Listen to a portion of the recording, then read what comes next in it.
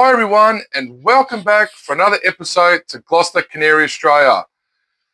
On this episode, we'll be back at the Gloster Club of Victoria for the third Young Stock show, and also we have a visitor. All right, guys, just kick back, relax, and I hope you guys enjoy the show.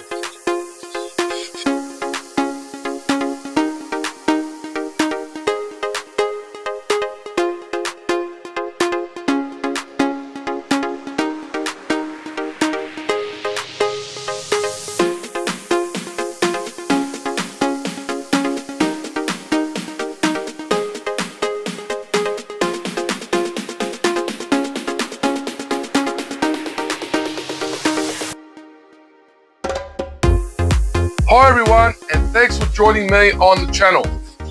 Yes, this is Season 3, Episode 4, and I hope you guys are all doing well.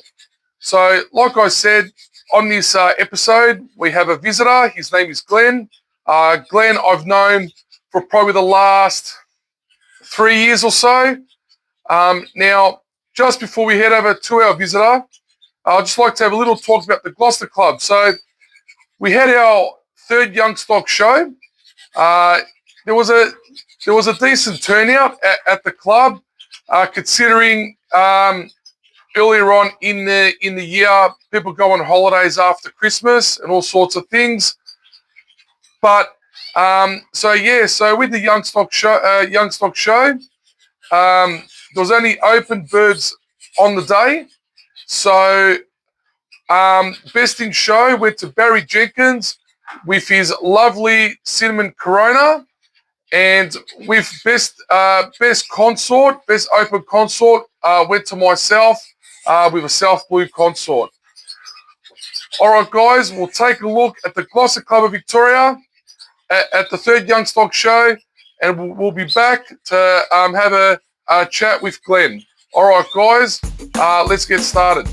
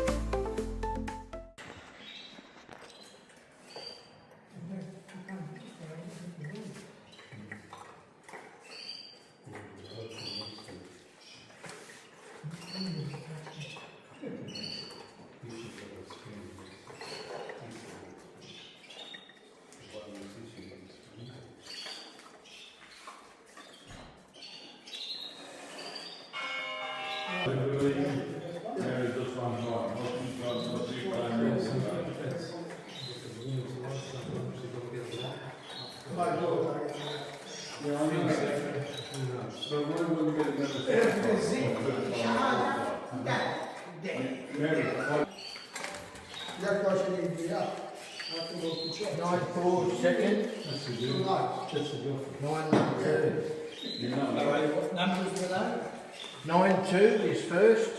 Yeah. 9-4 is second. Yeah. And 9-1 is third. Okay, thank you. Did you know they come on with the big kids inside? It's used to go, yes. And only they won't complain to that. I don't like it. He's given the women's being in April. And the woman was 20%, and then they were 7 hours. I mean, what? Come on up. Yeah. He ships out 8 hours normally. Come on. When we got to work, he came back home. 10 hours is gone for sure, but November 12. Happy good.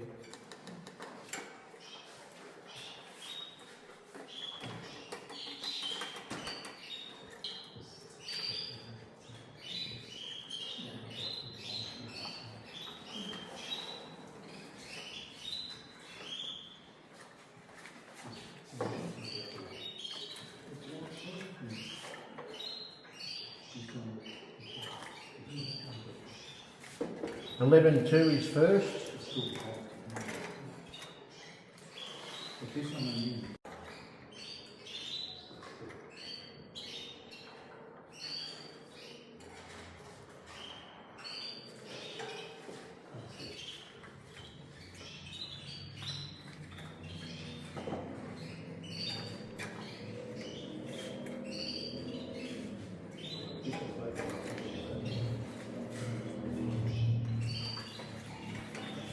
$12.2. Best Corona.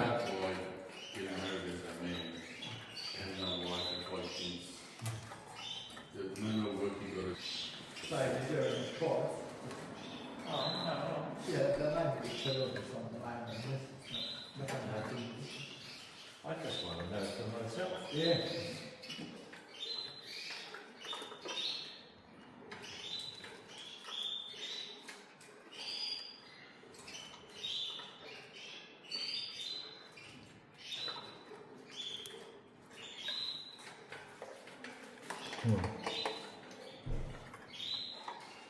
Very nice, this young bloke. He's a bit immature compared to the Corona. It's going to be a nice bird.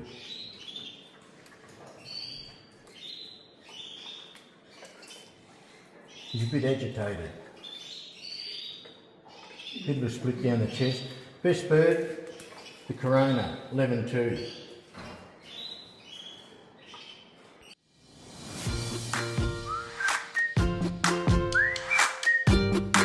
Okay, guys. So we have a visitor. Glenn, how you going? Great, thanks. Thanks for inviting me. That's good, buddy. Thanks for coming.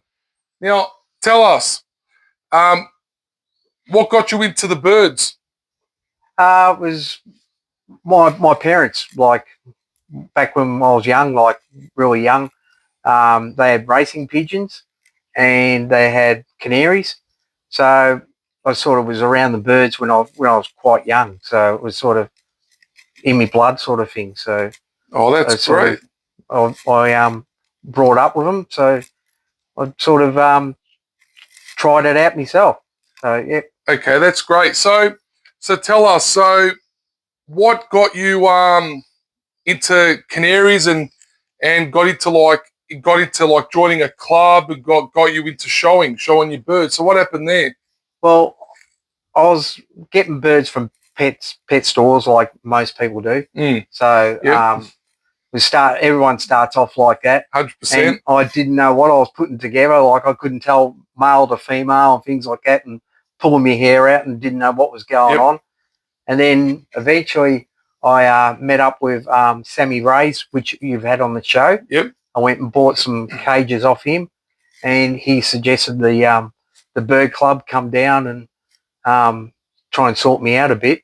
And that got me hooked. So eventually, that's what I did. Well, that's great. Well, it's even like myself. So, like, I've been doing canaries like on and off since I was a kid. But I really started breeding the birds. I was more like a backyard breeder for more than 10 years now. And when I first joined the Gloster Club of Victoria, my birds, I took them to our first few shows, and the quality of my glosses at the time, they weren't so great. I had some really nice colours, some nice white variegated coronas, and they're very attractive birds when you got a nice colour like that, canary in a cage. They look quite nice. Yeah. But they didn't have the type. They were quite thin. I could have said, I'll get some glosses off other breeders and I'll mix them with mine. But the problem was there, I'm only going to go backwards. So I said to myself, you know what? Start fresh. Get rid of all my birds. I've joined the Canary Club. Go seek out a couple of decent breeders. And if you can grab a couple of pairs to start you off, you just go from there. And that's the way it worked for me. And the thing is also like, when you are starting out, you want to get into canaries and breeding birds, and don't go to too many breeders. Don't start getting birds from, he's got nice birds, I get some from him and some from him and some from over there. The best way to do it, from my experience and what I've been told by long time members of the club and things like that, is start off with, don't start off big. That's one. Start small, but find at least 2 good breeders and get some birds off them and create your own. Look, you hear out there sometimes they get birds off you. They get pairs off you, and they just breed your birds and they start winning on the bench. And look, occasionally I might get a pair from a top breeder and I might keep them as a pair, but I like to create my own and make my own type of line. That's what I do. Yeah. So that's good. So what canaries do you have, Glenn? I've got Gloucesters and Fifes. Okay. So the same thing again. I started off small. Yep. Like I only had a few pair. Yep. And just started off just to feel them out.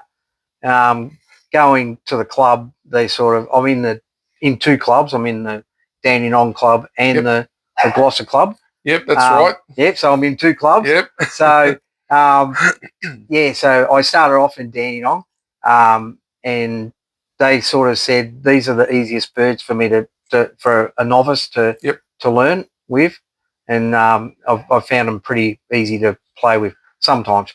Yeah, well, I think so too. Now, like they do say, like what I recommend as well, the best beginner's bird is a 5. I think they are the easiest. They don't stop laying eggs, and I want to keep breeding, but you got to know when to pull the pin. But in saying that, I reckon the Glossers will be the second easiest for a beginner. Yeah. I don't have a problem with either birds. My bird room, it just it does quite well, as you know. Yeah. A lot of people have their ups and downs through the breeding season.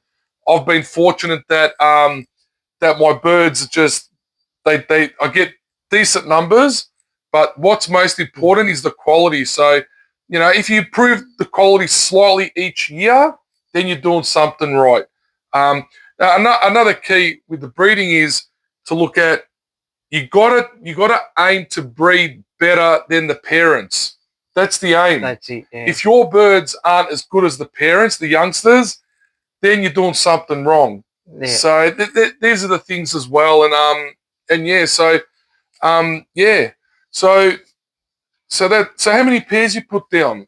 I put about 16 pair down.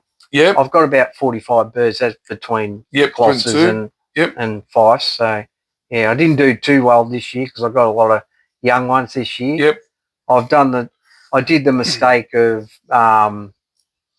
keeping sitting on old ones for too long. So of course they didn't breed for me, and you sort of got to learn to let them them go. Yeah. Yeah, look, sometimes, you know, you do get attached to, you know, some birds become sentimental, especially like your top winning birds. But not only that, I find that, you know, when a bird's a really nice color or a really nice type or its quality, you're like, and the corona's like sensational on the bird, it's like, I don't want to let the bird go. I want to just, you know, it's just too attractive. You're like, I want to keep it. But what I try to do is, you know, I try to get at least from a top bird, top hen, for example. I try to keep them for at least three breeding seasons if they're superior. Cockbirds, if they're superior, I like to keep them a little bit longer. As you know, you can get more out of a cockbird than a hen.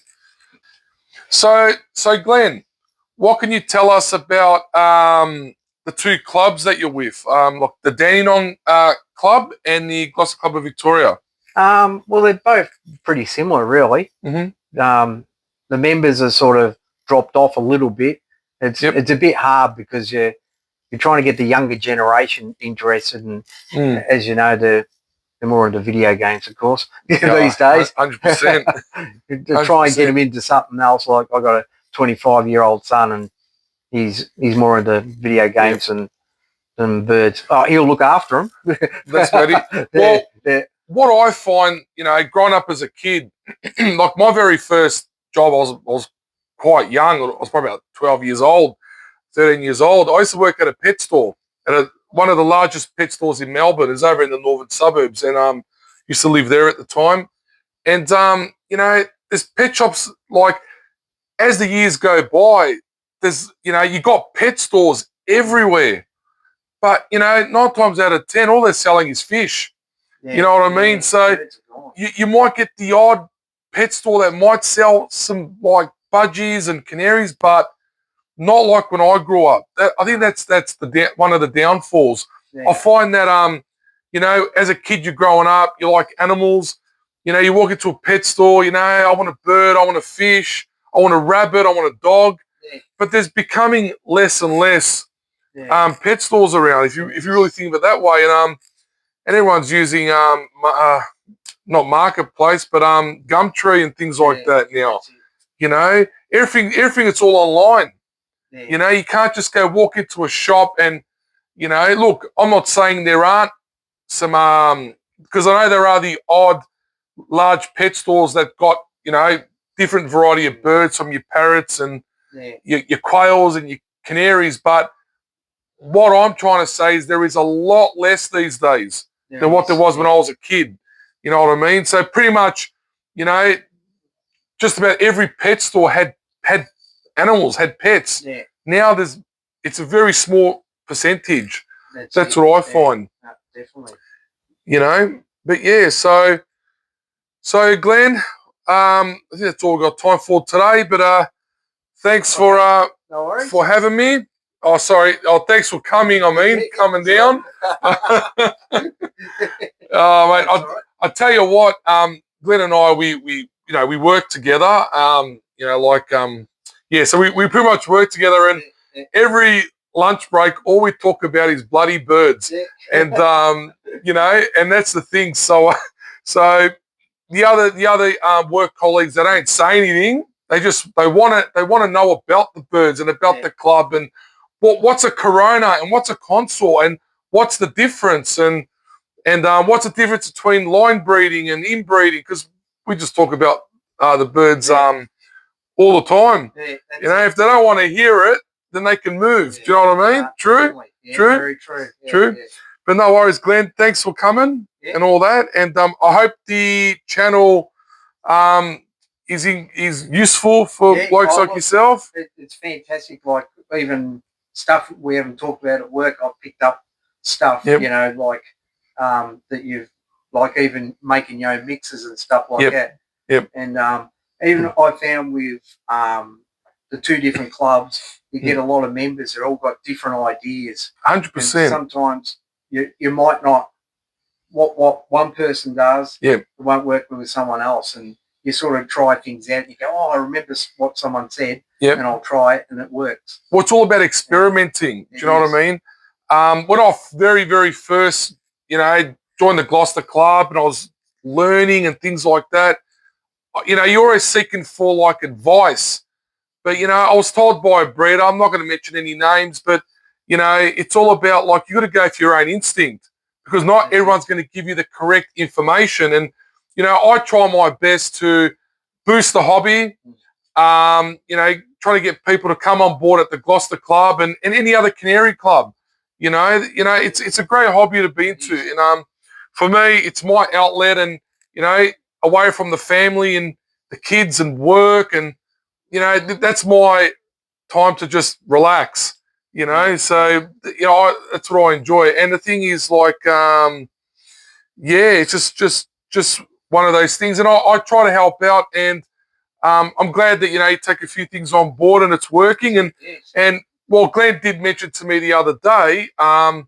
He got the idea of how I'm hand feeding my chicks, and tell me how you went with that. Yeah, I tried it out and it actually worked. So yeah, like I had chicks dying because they weren't, getting fed and stuff like that, and I was pulling my hair out thinking, what am I doing wrong? And right, I got to try this out. And I was a bit nervous at first, but then eventually I worked out how to put it in, and got it to work. Sometimes what I find through my experience, a lot of people, they blame it's the hen's fault why the chicks aren't feeding, but there's a bit more to it.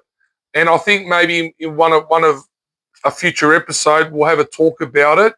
But pretty much, sometimes, there's things of getting black spot in a chick that people aren't aware what's a black spot.